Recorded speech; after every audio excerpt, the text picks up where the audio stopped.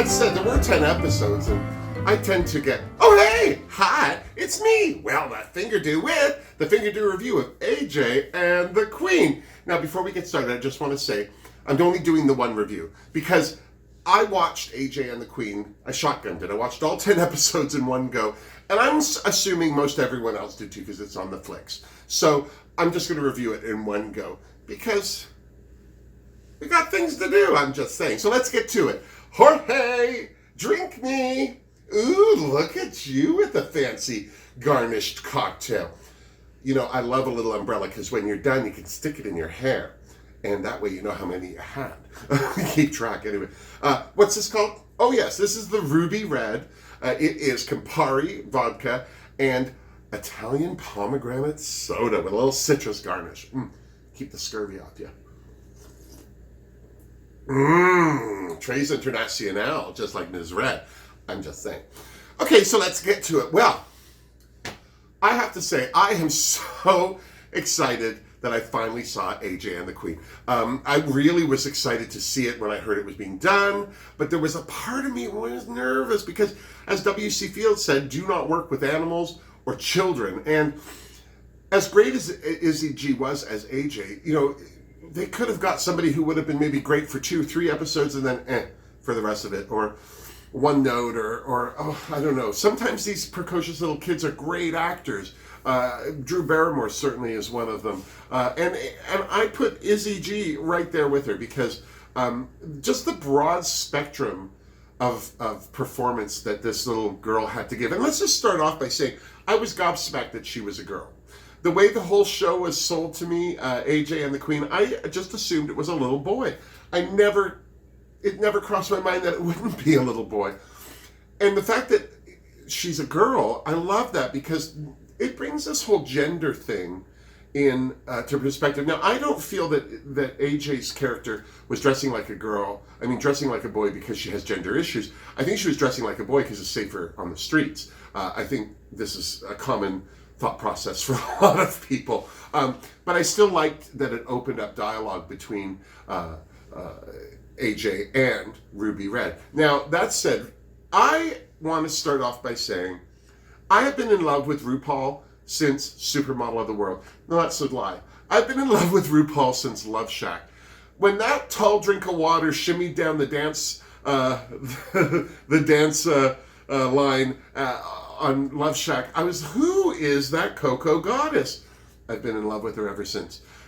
That said, I also don't think she's a very good actress. A lot of the times with Rue, God bless her, she, like the Brady Bunch movie, or I'm a Cheerleader, damn it. These are little independent films, and all that, and even with the Brady Bunch, I think she played a woman in that, and in the Cheerleader one, she played a man. But she never seemed to do well. She wasn't the worst thing in the movie, but it was very much, she was a cameo, a celebrity cameo, and so I have to say, in the last 12 years of RuPaul's Drag Race, one of the things I've been so impressed with is how Rue's acting has improved. From the challenges where she shows up in a character and costume and you don't notice her, it's just the things she says, her spontaneity with people. I've really noticed an improvement of that over the years. So I was super excited to see her flex all of these new talents in AJ and the Queen. The other thing that was amazing about this series, now it was created by Michael Patrick King is his name? Yes, from Sex and the City fame.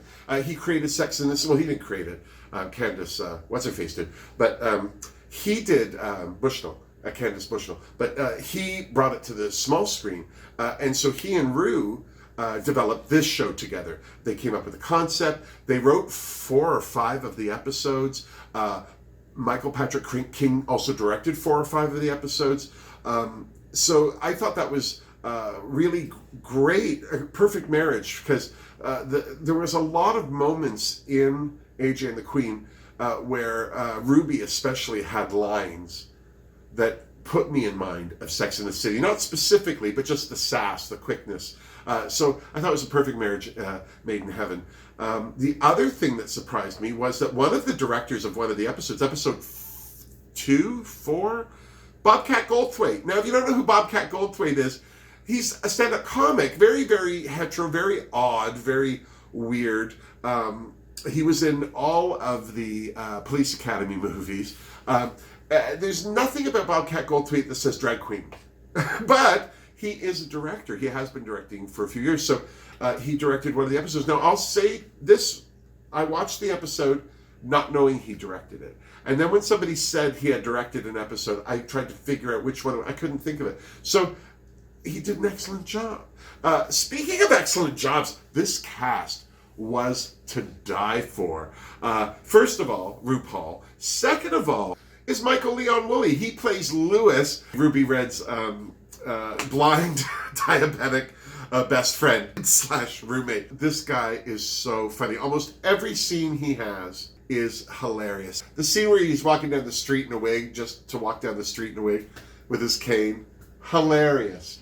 I've never seen Michael Leon Woolley before this, but I am so excited to see another season of AJ and the Queen with him, or anything else he does. Seriously.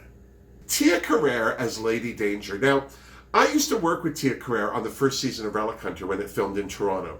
We're best friends. Well, this is me. She's had a child since. She's won a couple of Grammys for international music.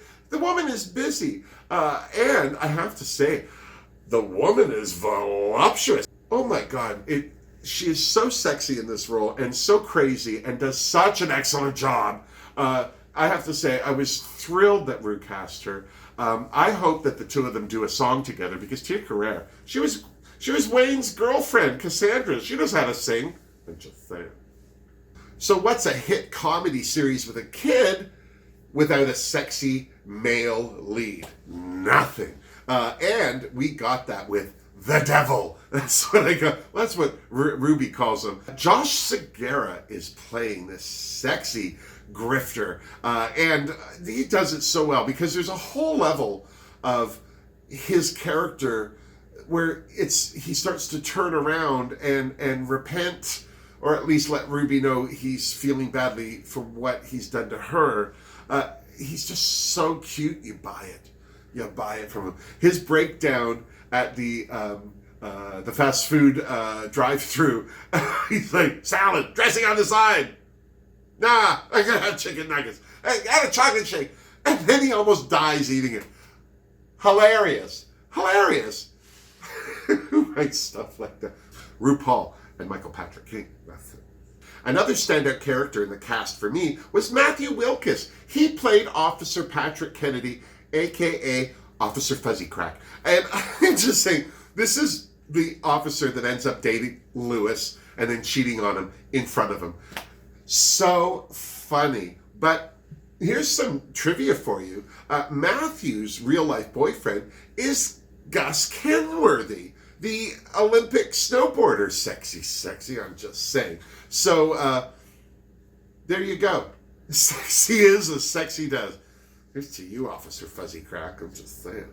Of course, the format for AJ and the Queen is that Ruby is on a cross-country tour to raise money to open her bar, or recoup the money that the devil stole from her. And so in every episode, they're in a new town. There's a new musical number that Ruby does on stage. And there are a new group of queens that she meets. So this gives us a lot of great opportunity to see past contestants on RuPaul's Drag Race, some more than others. Bianca Del Rio, Ginger Minge, Kennedy Davenport is hilarious. And it's fun because some of them, like Manila Luzon, I was surprised she was just so minimal, but she's just so Manila Luzon. Mario Cantone plays Alma Joy, an old contemporary of Ru's, who, for various reasons, they've separated on not so great terms. And just Mario Cantone is from Sex and the City. He played Charlotte's wedding planner friend, and not only to see him in AJ and the Queen was great, but as a drag queen, it's so funny. You know, people say, oh, well, straight people shouldn't play gay. Capable people shouldn't play handicapped people. Black people shouldn't play, white people shouldn't play. Like, there's all these things. But when it comes down to drag queens, I think drag queens should play drag queens because they know how to do it. But it's always fun to see somebody who isn't a drag queen in drag. And it's always funny to see a gay man who doesn't do drag in drag, because they look just as out of sorts as any straight man does. Mario Cantone, although he looked rough. There's a face the word brick was made for.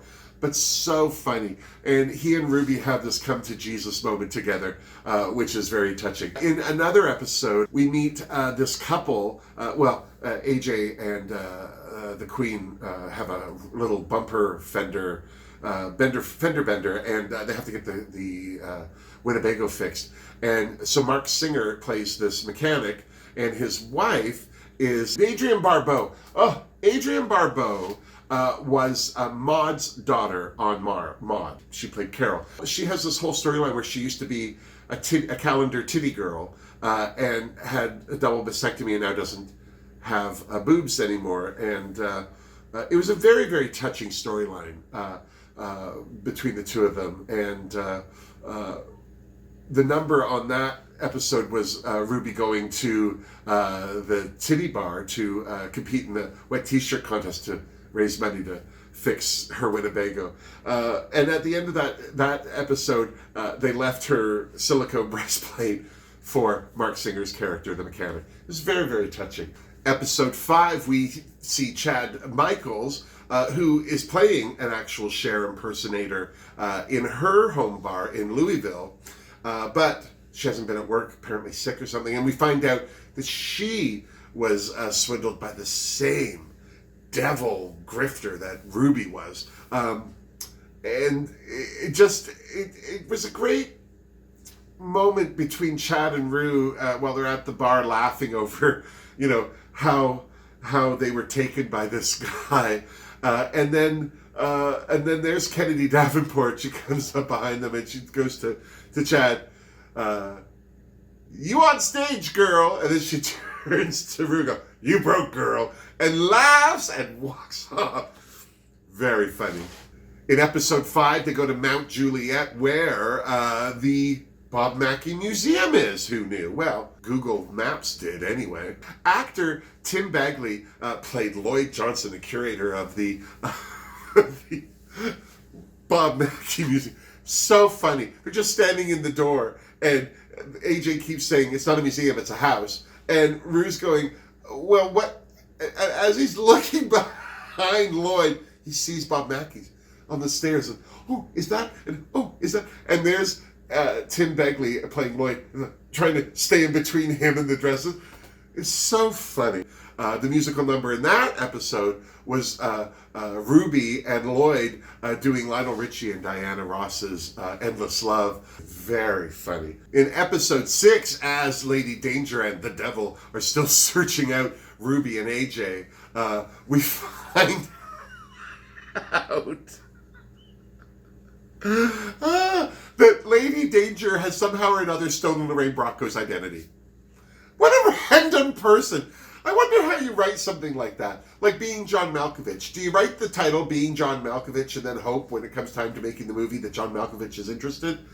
Or do you just leave the name blank until you get... So, like with Lady Danger, did they have a list of women? It's like, well, let's pick the one she looks the least like. Lorraine Bracco. Let's go with that.